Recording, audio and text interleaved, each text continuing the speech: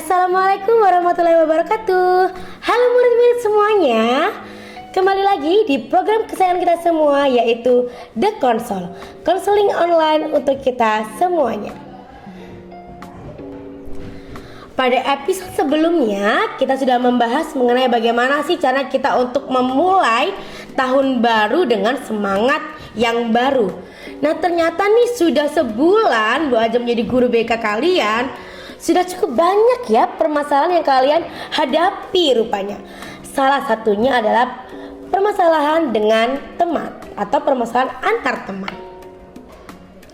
Nah, hari ini kita akan membahas mengenai tantangan pertemanan di sekolah. Sebenarnya itu hal yang wajar kok kalau kita punya perselisihan atau punya sedikit permasalahan dengan teman kita. Nah, tapi bagaimana sih cara mengatasinya? Tahu nggak sih kalau pertemanan yang sehat itu seperti tanaman. Nah, kita harus bisa nih merawat tanaman kita. Kita menyiraminya dengan penuh ketulusan, dengan penuh perhatian, supaya dia dapat bertumbuh menjadi sebuah pertemanan yang baik. Tapi bagaimana sih tanda kalau pertemanan kita itu sebenarnya sehat? Pertemanan yang sehat, yang pertama harus ada kepercayaan. Kalian harus percaya sama teman kalian satu dengan yang lainnya. Nah, yang kedua yaitu adanya komunikasi terbuka. Bahwa selalu menyampaikan di kelas apapun yang kalian rasakan. Kalau misalnya teman kalian menyakiti kalian, kalian harus sampaikan itu. Jangan-jangan teman kalian nggak tahu apa yang kalian rasakan. Yang ketiga, kita harus saling mendukung. Bagaimanapun karena teman kita, misalnya nih, Bu, dia loh Bu, ternyata lagi kayak gini nih, aku harus gimana ya? Dukunglah temenmu mau dia sedang susah ataupun dia sedang senang. Nah, untuk yang keempat yaitu adalah hargai perbedaan. Wah, ini sering banget Bu Ajeng temui. Perbedaan pendapat itu hal yang wajar karena kita itu dibesarkan oleh orang tua yang berbeda, dibesarkan di lingkungan yang berbeda. Tentu sangat wajar kalau kita punya perbedaan pendapat. Tapi bagaimana caranya supaya kita tetap bisa menghargai pendapat orang lain? Seperti merawat tanaman itu tidak mudah, pasti ada juga faktor-faktor lain yang mempengaruhi ya. Contohnya ada hama-hama yang tumbuh begitu ya di pohon benalu begitu. Nah, di pertemanan pun, dalam menjaga pertemanan pun itu pasti ada tantangannya juga. Contohnya nih apa aja nih yang Bu Ajeng temuin ya kalau di sekolah kita. Yang pertama, kesalahpahaman. Wih, itu banyak banget yang tidak paham karena kurangnya komunikasi terbuka tadi yang Bu Ajeng sampaikan. Yang kedua itu adanya cemburu atau iri. Ini biasanya itu antara cemburu sama pencapaian atau cemburu karena temennya punya temen baru. Nah, yang ketiga itu adalah tekanan teman sebaya. Jadi teman-teman itu menekan, oke, gimana caranya kita itu, misalnya kita mau nih join ke sebuah kelompok. Nah, ternyata kelompok ini punya syarat gitu. Kamu kalau mau join kelompokku harus melakukan ini ya. Nah, itu kan konflik yang tidak baik sebenarnya ya. Nah, yang ketiga itu adalah pertengkaran. Jadi kalau misalnya pertengkaran tuh ada masalahnya begitu ya. Misalnya kayak boys sama boys itu terus tarung kayak gitu. Padahal masalahnya itu tadi ada salah paham seperti apa. Nah, itulah yang membuat pertemanan kita tidak dapat bertumbuh dengan baik gitu. Nah, terus bagaimana Bu? Ini terlanjur nih tanamanku, pertemananku terlanjur sudah ada konfliknya, sudah ada salah paham. Apa yang harus kita lakukan?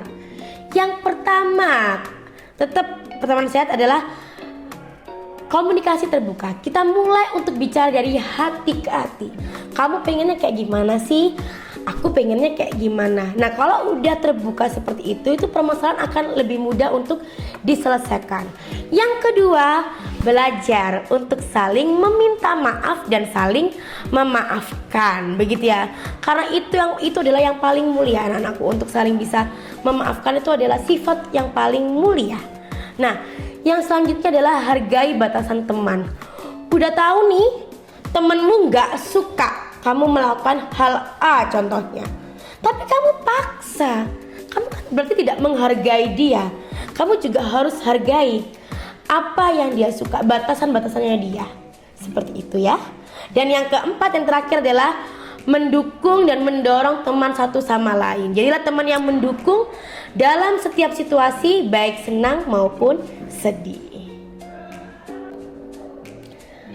Panutan kita dalam hidup, yakni Nabi besar Muhammad SAW, itu telah mencontohkan kepada kita untuk menjadi umat yang saling memaafkan. Kalian tahu kan, pada saat beliau berdakwah, bagaimana susahnya beliau itu untuk menyampaikan ilmu ke teman-temannya, kepada umatnya itu beliau dibully ya, dicaci maki, dijelek-jelekan, pokoknya begitu keras ya apa cobaan yang beliau hadapi dalam berdakwah. Tapi beliau mencontohkan satu sifat mulia yang dapat kita contoh, yaitu beliau tetap memaafkan seluruh rekan-rekannya, seluruh sahabat-sahabatnya, agar supaya ilmu yang beliau sampaikan itu juga merasuk ke dalam para sahabatnya. Nah, kalian sebagai umat Nabi Muhammad SAW juga harusnya bisa saling memaafkan. Apabila temanmu ada yang berbuat salah, maafkanlah. Apabila kamu berbuat salah kepada temanmu, meminta maaflah, karena itulah awal dari pertemanan yang sehat, yaitu adalah saling memaafkan dan memahami kesalahan satu sama lain. Jadi, ayo murid-muridku, kita bangun sekolah yang lebih nyaman, yang lebih menyenangkan, karena Bu Ajeng yakin satu hal yang membuat kalian semangat ke sekolah itu adalah pertemanan yang nyaman. Jadi ayo bersama-sama kita membangun lingkungan sekolah, situasi dan suasana sekolah yang nyaman dengan pertemanan yang sehat. Bu Ajeng akhiri episode The Konsol hari ini. Kita ketemu di episode selanjutnya. Jangan lupa like, comment, and subscribe. Dan siapa tahu kalian punya ide-ide untuk konsol selanjutnya, boleh tulis di kolom komentar. Bye bye. Wassalamualaikum warahmatullahi wabarakatuh.